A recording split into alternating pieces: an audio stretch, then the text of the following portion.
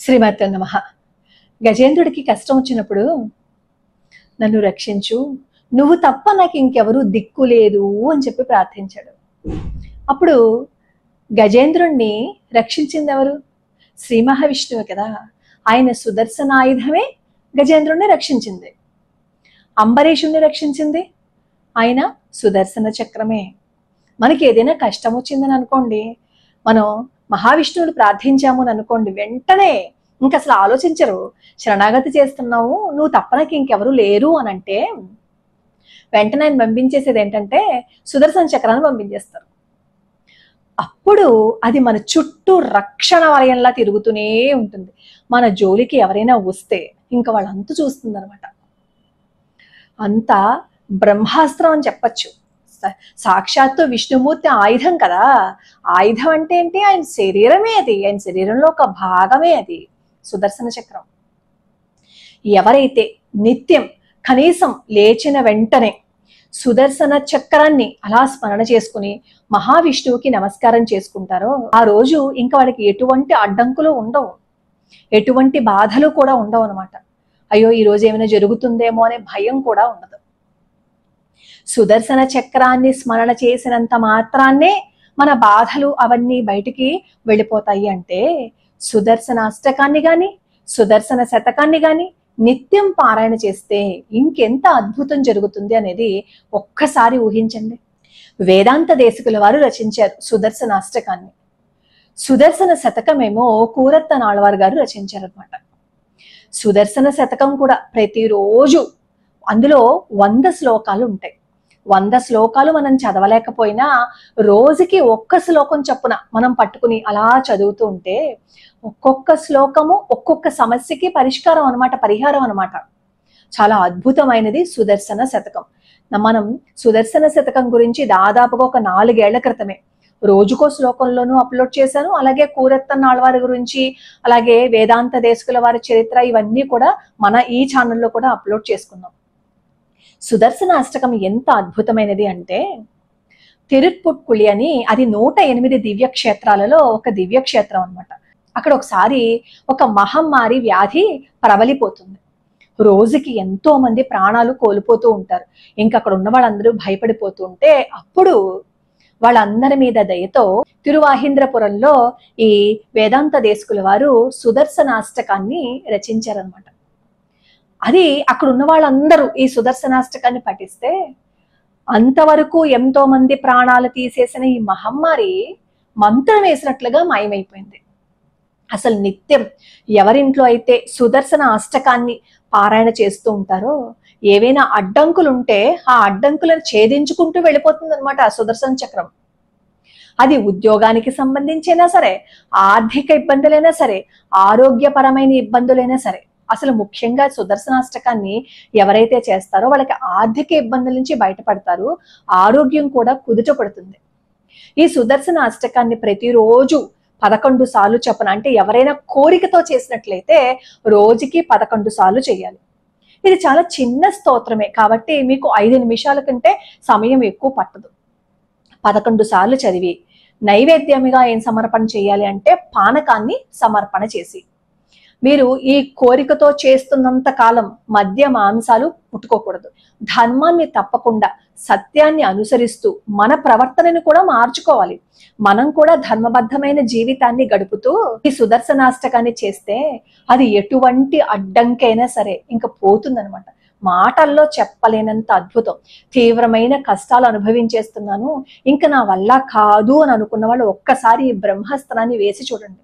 గజేంద్రుడు అంతటి వాణ్ణే ఈ ముసలివారి నుంచి రక్షించింది ఎవరు? శ్రీ మహావిష్ణువే కదా. ఆయన సుదర్శన చక్రమే కదా రక్షించింది.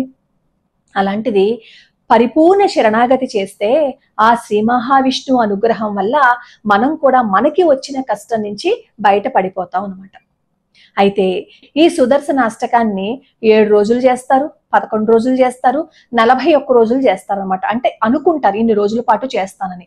అలా 7 రోజులు చేసి గ్యాప్ ఇచ్చి, 11 రోజులు చేసి గ్యాప్ ఇచ్చి, 41 రోజులు చేసి గ్యాప్ ఇచ్చి, అలా మనకి ఆ కోరిక, ఆ కష్టం, ఆ బాధ తీరేంత వరకు ఆ శ్లోకాన్ని అలా చేస్తూనే ఉంటే మహిమ మనం మన కళ్ళతో చూస్తాం అనమాట. మనకు వచ్చిన కష్టం మంత్రం వేసినట్టు మాయమైపోతుంది. మనం నమ్మం మన శ్లోకాలని, మన స్తోత్రాలని మనం నమ్మం. ఎవరో ఏదో చెప్తారు, ఆ శ్లోకాలు చదివితే కష్టం తీరిపోతుందా, భగవంతుడి పాదాలు పట్టేసుకుంటే సరిపోతుంది అని. ఆకలేసినప్పుడు అన్నం తింటే ఆకలి తీరుతుందా, అన్నం తినేసాను అని ఊహించుకుంటే ఆకలి తీరుతుందా చెప్పండి? అన్నం తింటేనే కదా ఆకలి తీరుతుంది. కష్టం వచ్చినప్పుడు భగవంతుడిచ్చిన ఆ స్తోత్రాలు, శ్లోకాలని మనం తినాలన్నమాట. అంటే మనం వాటిని చదవాలి, వాటిని మనం వంట పట్టించుకోవాలి.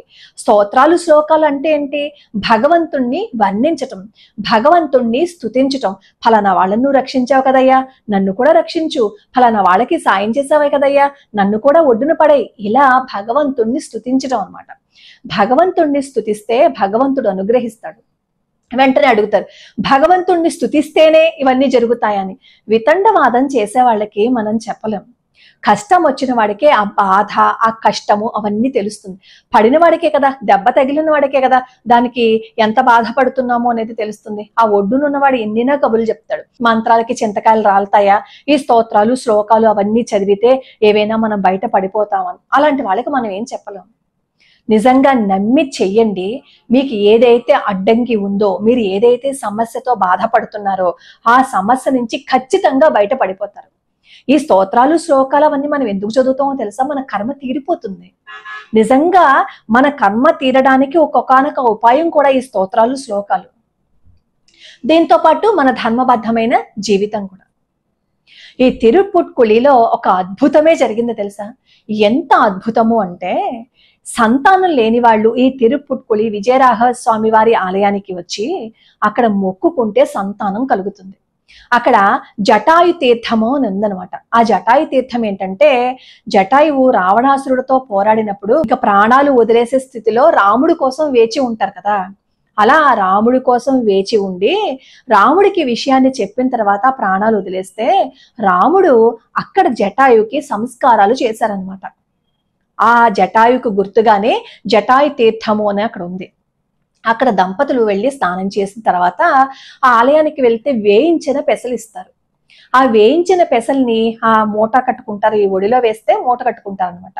కట్టుకుని 3 రోజుల పాటు అక్కడ నిద్రపోతే 3వ రోజున ఆ వేయించిన పెసల్లో నుంచి మొలకలు వస్తాయి. అసలు ఏదైనా వేయిస్తే అందులో జీవం చచ్చిపోతుంది కదా, మొలక వస్తుందా? రాదు. కానీ వేయించిన పెసలు అక్కడ గనక మొలకలు వస్తే వాళ్ళకి సంతానం కలుగుతుందని ఖచ్చితంగా చెప్పేచ్చు అనమాట.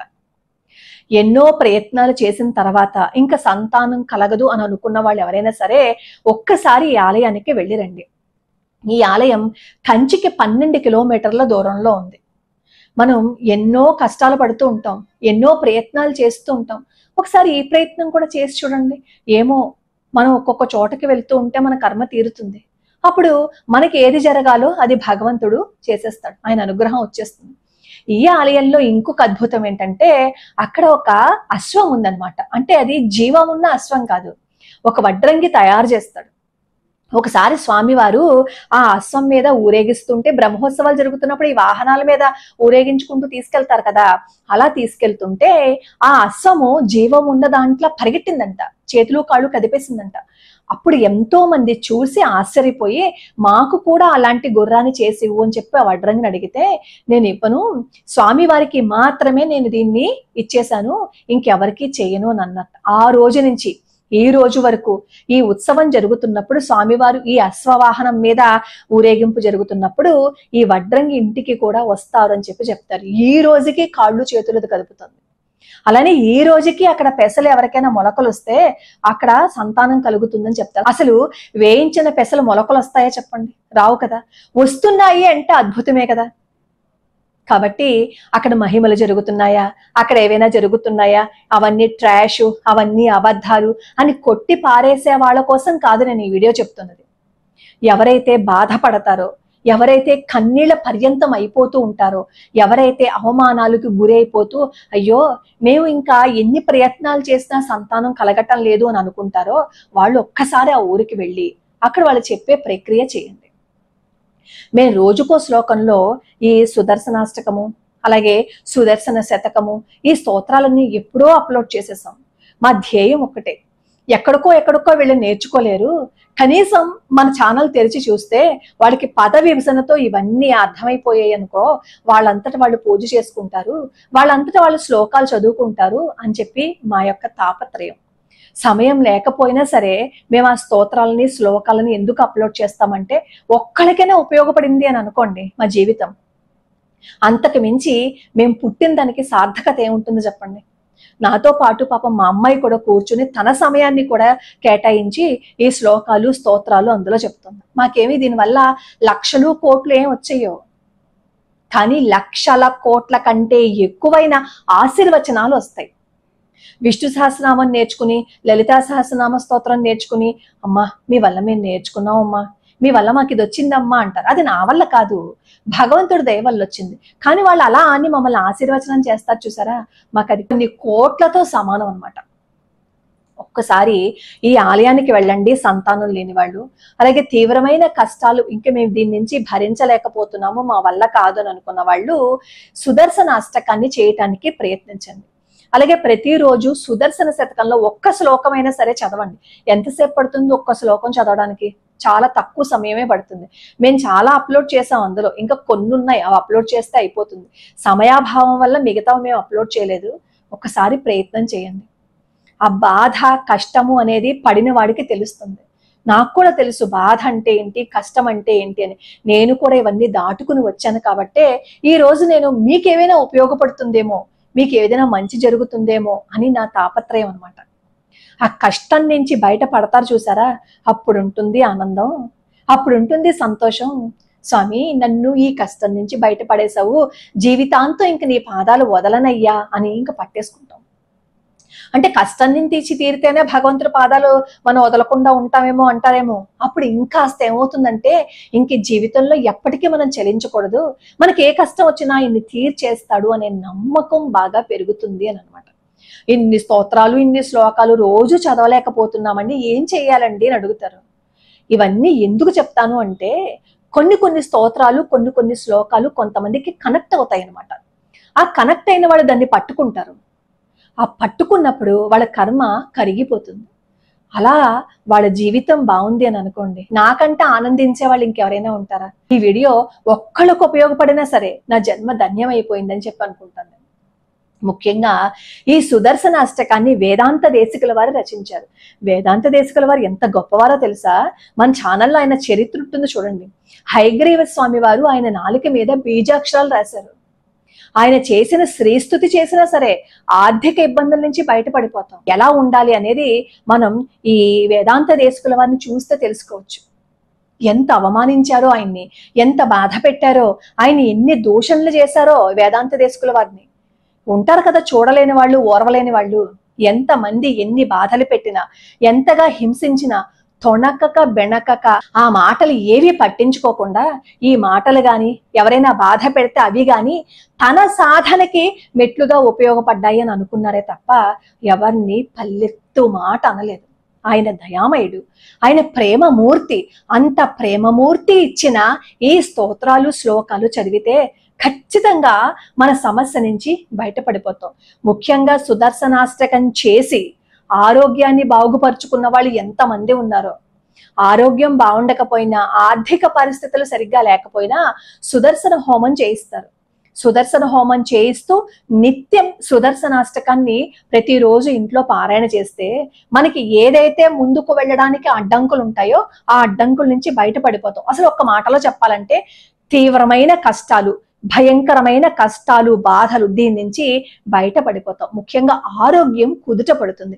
ఎవరికైనా అనారోగ్య సమస్యలు ఎక్కువగా ఉంటే, అయ్యి బాబాయ్ మాకు ఇంకా ఈ ఆరోగ్య సమస్యలు చుట్టుముట్టేస్తున్నాయి, ఆరోగ్యం బాగుండటం లేదని అనుకుంటారో వాళ్ళు సుదర్శనాష్టకం చెయ్యండి. కనీసం వినే ప్రయత్నమైనా చెయ్యండి. అలా చేస్తే సమస్య నుంచి ఖచ్చితంగా బయటపడిపోతారు. భగవంతుడి యొక్క అనుగ్రహం ఉంటుంది. లోకా సమస్తా సుఖినో భవంతు, సర్వే జనా సుఖినో భవంతు.